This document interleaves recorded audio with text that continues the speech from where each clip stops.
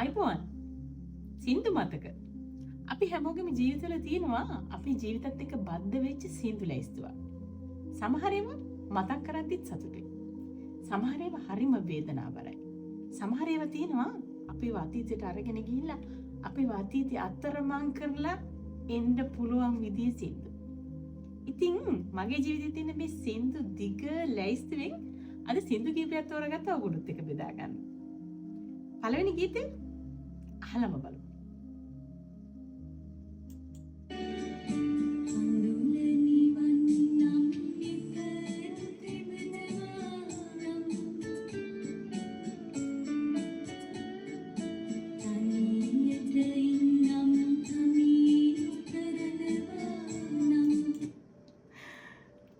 මේ ගීතය තමයි මම මගේ පෙබදාට පළවෙනියෙන්ම ලියපු ලියුමේ යටින් ලිව්වේ. ලස්සනට මුතු වැටකුරෙන් ලියුම ලියලා බොහොම ලැජ්ජාවෙන් වගේ මේ සින්දුවත් චුට්ටක් යටින් ලිව්වා. මගේ ජීවිතේ ලස්සනම කාලේ, තරුණ කාලේ, යෝන් ජවයේ තිබිච්ච කාලේ. අදටත් මේ සින්දු කොහේ හරි ඇහුණොත් මාව අතීතයට අරගෙන යනවා. මගේ සුන්දරම තරුණ කාලේ මට නිකන් හීනයක් වගේ මැවෙනවා. හැබැයි මේ ගීතයත් එක්ක තව එකතු වෙච්ච වේදනාවර මතකෙකුත් තියෙනවා. ඒ කියන්නේ මේ ගීතය ගායනා කරන ගායිකාව එයාගේම සැමියා අතින් ඝාතනයට ලක් වුණා. ඉතින් ඒ ගැන අහනකොට නම් මේ සින්දුව මතක් වෙනකොට හරිම දුකයි. හැබැයි එකම සින්දුව සතුටත් වේදනාවක් දෙන විදිහ බලන්නකො. ඒක තමයි මේ ගීතයේ තියෙන විශේෂත්වය. ආදරය කියන දේ කවදාවත් මැරෙන්නේ නැහැ. හැබැයි මතකයයි ආදරයයි දෙක හැමදාම ජීවත් වෙනකන් අරන් යන්න පුළුවන් නම් ඒ කියලා තමයි දිනු. ඊළඟට දැන් ඉතින් මම මේ ආපු ලියුමට මගේ පෙම්වතත් උත්තරයක් එවුවනේ. එයා ලියලා තිබුණා ඔయిత වඩා හරිම වෙනස් අමුතු ගීතයක්. මම පළවෙනි වතාවට මේ ගීතය දැක්කේ එයාගේ ලිපියෙන් තමයි. හැබැයි මට ටිකක් කාලයක් ගියා මේ ගීතය ඇතුලේ මේ තරම් බරසාර, මේ තරම් ආදරයක්, මේ තරම් ගෞරවයක් තියෙනවා කියලා තේරුම් ගන්න. මං හිතන්නේ මේ ගීතය තමන්ගේ සැමි හරි පෙම්වත හරි කාට හරි ලියලා එවනවා නම් ඒ පෙම්වතිය හරි ඒ බිරිඳ හරි මාර වාසනාවන්තයි. ඒ කියන්නේ දෙන්න පුළුවන් උපරිම ආදරය, ගෞරවය ඒ කෙනා තමන්ගේ ආදරවන්තියට මේ ගීතෙන් දීලා තියෙනවා. ඔන්න බලන්නකො. රැළකින් තනිවි වනමෙද සරණා කැකුළු තුරුණු යාමේ ඇතිකුට ඇත්ද යුවනක් වාගේ මට ඔබගේ ප්‍රේමී. අපි දෙන්නම හොඳම තරුණ වයසේනේ. ඉතින් මං අර විදිහට ලියපු ගීතෙට එයා මේ විදිහට උත්තර දුන්නා. ගීතයකින් මං හිතන්නේ ආදරය තරුණ කරනවා, විවාහය තරුණ කරනවා, ප්‍රේමය තරුණ කරනවා. ඉතින් මේ වගේ ගීත මං හිතන්නේ තව ලියවෙන්න ඕනේ. හැබැයි අද කාලේ මේ වගේ ගීත දිනනවාද කියලා පොඩි සැකයක් තියෙනවා.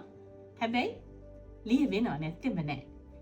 දැන් මේකම මට මතක් වෙන ඊළඟ සින්දුව නම් මගේ ජීවිතේ මම තවත් ආදරයම කරන කෙනෙක්ගේ කැමතිම සින්දුව. මගේ චූටි පුතා එයා නිදිය ගත්තේ මේ සින්දුව අහහා. හැබැයි මේ සින්දුව සංගීතය මියුසික් එක අහන පමණින්ම ඕගොල්ලොත් හඳුනනවා. මොකද මේ ගීතයට අපි හැමෝම මේ කාලේ කැමති උනේ වචන වලටත් වඩා මේකේ තිබුණු රූප රචනයට.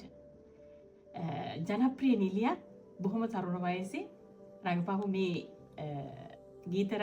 ගීතේ රූප රචනය දැක්කත් හරියට නිකන් අපේ හිතත් ආදරයෙන් පිරීලා යන නිකන් තරුණ සෙල්ලක්කාර තරුණ ළමයින්ගේ ආදරේ නිකන් මතක් කරන නිකන් අර ඒ කාලේ අර පිරිමි ළමයි තරුණ ගෑනු ළමයින්ගේ පස්සෙන් ගිහිල්ලා හොයාගෙන ගිහිල්ලා එයාට පොඩ්ඩක් නම්බර එක ඉන්ඩ්‍රෙස් එකක් දීලා ඔය වගේනේ ආදරය කරන්නේ.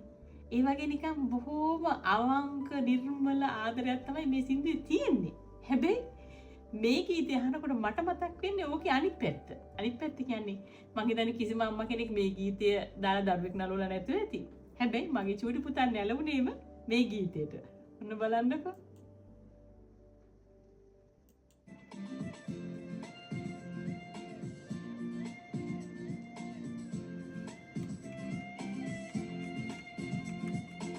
අහසට සොඳුරුද සඳගේ තරම් ගසකට සොඳුරුද මලගේ තරම් සයුරට සොඳුරුද රණගේ තරම් ඊතරම් මිහිරි ඔබ මට නම්. මම ඔයගොල්ලන්ට කිව්වනේ සමහර ගීත හිත සතුටින් පුරවනවා. හැබැයි සමහර ගීත මොකද්ද බරක් හිතට එකතු කරලා ඒ බරත් එක්ක පුදුම දුර අතීතයකට අපි එක්කගෙන යනවා. මම මගේ සින්දු ලෑස්තුවට එකතු කරගත් අනිත් ගීතයත් මගේ දුව ඉපදිච්ච දවසේ මට අම්මා කෙනෙක් වුණා කියන ඒ හැඟීම තීව්‍ර කරපු ගීතයක්. ඒ කියන්නේ දස මාසයක් දරුවෙක් කුසේ තියාගෙන හිටියට පස්සේ ඒ දරුවා බිහි කරන දවස කියන්නේ කාන්තාවකට මාර විදිහට දවසක්. එදාට ඒ රෝහලේ ඒ ඇඳ උඩ එහෙම නැත්නම් ඒ සැත්කම කරන තැන ඉතුරු වෙන්නේ අම්මයි ඒ දරුවයි විතරයි. එදාට අම්මා කෙනෙක්ගේ අගය තිබුණාට වඩා 100,000 වාරයක් ලක්ෂ වාරයක් වැඩි වෙලා දැනෙන්න ගන්නවා. මටත් පැය ගානක ප්‍රසූත වේදනාවකට පස්සේ අම්මා ගැන තිබුණට වඩා මහ පුදුමාකාර ආදරයක්, ගෞරවයක්, භක්තියක් දැනෙන්න ගත්තා. මම මේ කියන කතාවට හැම කාන්තාවක්ම එකඟ වෙයි. මොකද විදේශ රටක ඉන්න කෙනෙක් නම් ඕක තවත් වැඩිපුර දැනෙනවා. ඒ කියන්නේ අම්මා කෙනෙක් වෙන්න ඕනේ. අම්මා කෙනෙක්ගේ ඒ දරපු බර කොයිතරම්ද කියලා තීරුම් ගන්න. මට මව් පදවිය ලැබුණු දිනේදී නුඹේ අගේ මට දැනුනේ අම්මේ නුඹේ අගේ මට දැනුනේ. සමහර වෙලාවට සමහර ගීත තියෙනවා අපි රස විඳින්නේ ඒකේ තාලය. එහෙම නැත්නම් ඒකේ රූප රචනය. හැබැයි සමහර ගීත තියෙනවා ඒකේ තියෙන වචන අපේ පපුව ඇතුළට කිඳා බැහැලා කවදාවත් එහෙට මෙහෙට හොලවන්න බැරි විදියට හිත ඇතුලේ තැම්පත් වෙනවා. මේ ඊළඟ ගීතය අහලම අපි චුට්ටක් කතා කරමු.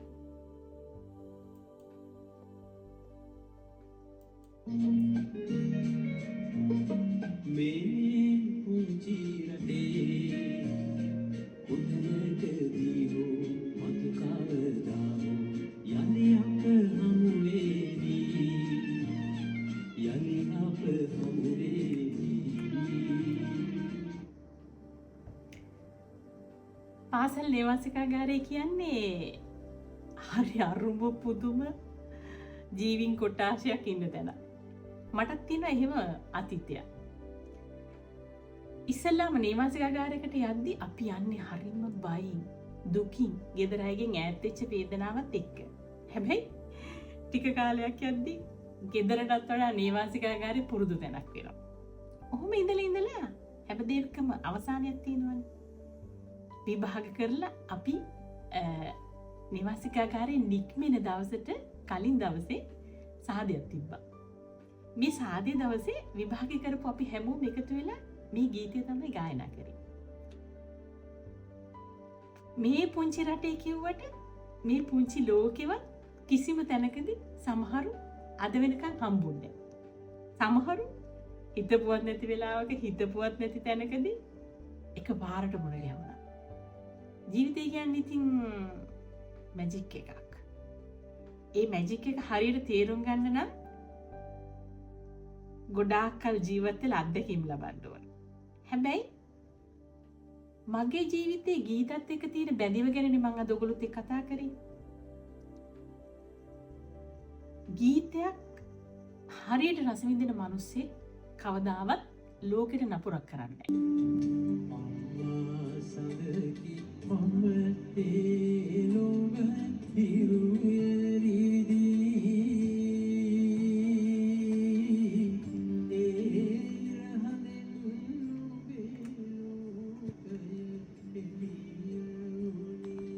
මේ තියෙන්නේ මගේ ජීවිතේ අමතකම නොවන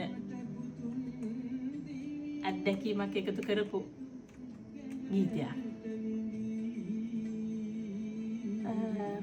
මම විදේශගත වෙලා ඉන්නේ. ඉතින් අපි නිවාඩුවකට ලංකාවට ගියා. මීට අවුරුදු 25කට 28කට විතර කලින්. මම කුස්සියේ වැඩක් කර හිටියේ.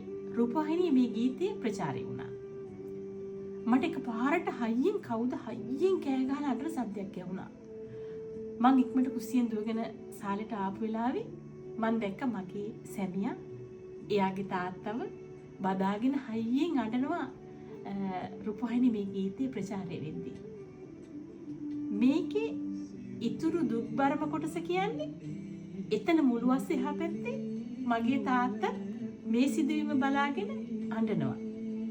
මමත් ගිහිල්ලා තාත්තව බදාගෙන හයියෙන් ඇඬුවා. අපි 4 දෙනාම එකම රාමුවක හයියෙන් කෑ ගහලා ඇඬුවා. තාත්තලා දරු සෙනෙහස වෙනුවෙන් අපි පිය සෙනෙහස වෙනුවෙන්. රටවල ජීවත් වෙන මිනිසුන්ට අම්මා තාත්තගේ ආදරය කියන්නේ මහා මෙරක්. ඒගොල්ලෝ හැමදාම ජීවත් වෙන්නේ ඒ මහා මෙරක බර හිතේ තියාගෙන. ඉතින් ආයෙත් දවසක ලස්සන ගීතත් එක්ක ආයෙත් එකතු වෙමු. කතා හොරාවේ. එහෙනම් ගිහින් එන්න